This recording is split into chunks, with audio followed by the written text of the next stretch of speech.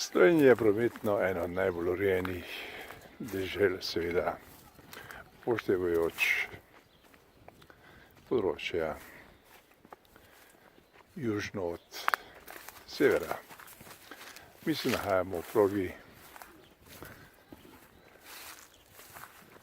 Ljubljana, Celje, Maribor in tako naprej proti Hodošu, torej madžarski meji. In tukaj vidite urejeno progo, in sicer štiritirno, ki povezuje prej omenjena mesta. Res je potrebno priznati, da so Slovenske železnice pod vodstvom sedanjega predsednika uprave res agilne in urejajo stvari več kot primerno, tako da se lahko primerjamo z evropskimi železnicami. Šalimo se. Težko se primerjamo celo z balkanskimi, ampak ne nazadnje. Vidite, tukaj je primer, kako v bistvu res skrbimo za našo infrastrukturo, ki je pomembna za razvoj našega gospodarstva. No, imamo sedaj novo ministrico, ki trdi, da bo to vse uredila. Res pa je, da se je ona ukvarjala s čisto posebno drugim, kot pa z urejanjem transportnih povezav. Poglejte tole. Pa recite, da v teh nezaposlenih ljudeh nimamo toliko pridnih rok, da bi v bistvu vse to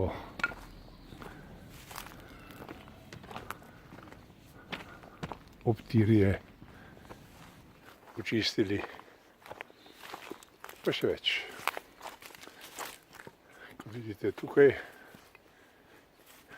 je dostop do prog res enostaven in seveda s tem tudi zelo nevaren.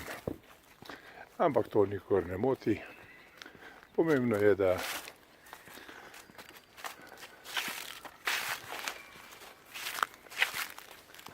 mi razmišljamo že 30 let, kako urediti transportne povezave, da naši vlaki ne bi vozili 50 km/h, ampak vsaj 150, da bi kdaj vozili 250, lahko mirno pozabimo.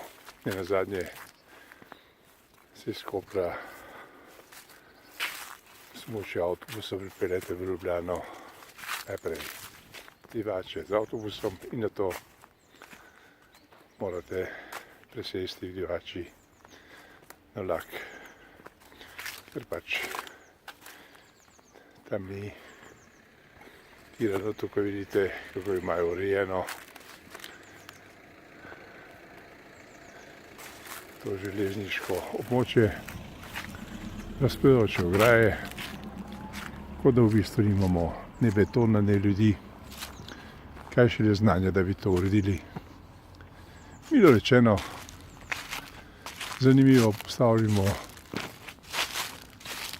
ljudi za vodenje železnic, na to pa pustimo stanje takšno, kot ga lahko tukaj vidite v našem neposrednem posnetku. Da, to je sramota. To je sramota za naš infrastrukturni pristop. Da ne govorimo o sramoti organizacije Slovenskih železnic. Mi se bomo oknili tukaj v obrob te razpadajoče ograje, da vidite, tukaj lahko mirno prestopite progo, pa nikogar to ne moti.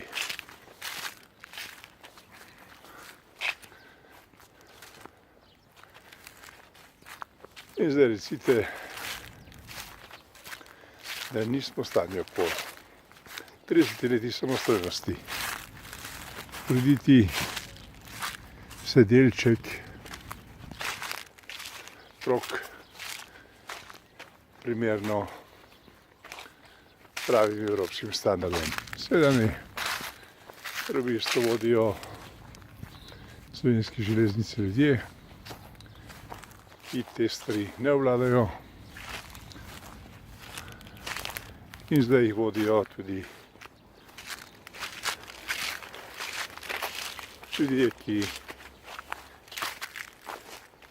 so nosilci infrastrukture pod komando Alenke Bratušek, ministrice, ki s transportnimi povezavami ni imela nikoli opravka, kaj šele da bi vedela in razumela, kako se ureja transport za kompleksno urejanje infrastrukture v neki državi. Seveda ni vsega kriva ona. Krivi so vsi njeni predhodniki, pa seveda kompletna vlada, pa ne nazadnje tudi mi, ki omogočamo, da nam taki lajki vodijo državo. Rekli boste, danes ste pa slabe volje. Ne, odlične volje smo, ampak morate priznati, da je potrebno sramoti, ki jo vidite v tem posnetku, reči, da je to sramota in ne morete trditi, da so ljudje, ki to vodijo, sposobni voditi državo, kaj šele delček njenih potreb, to je infrastrukturne povezave transporta, v tem primeru železnice. Da, to je Slovenija. Slovenija, ki je, bilo rečeno, organizirala sramotno, seveda se gre za denar, ki so ga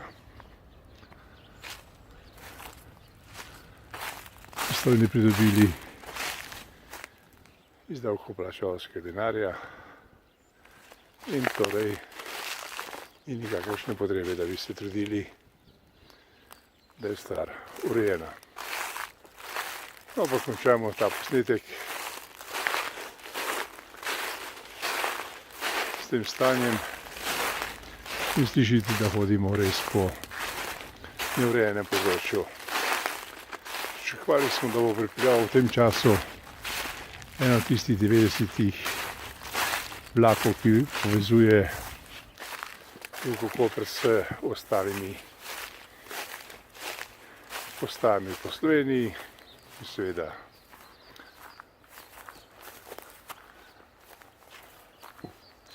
sosednjim državam, a žal nam to ni uspelo dočakati, tako da bomo v bistvu svoj posnetek zaključili s tem pogledom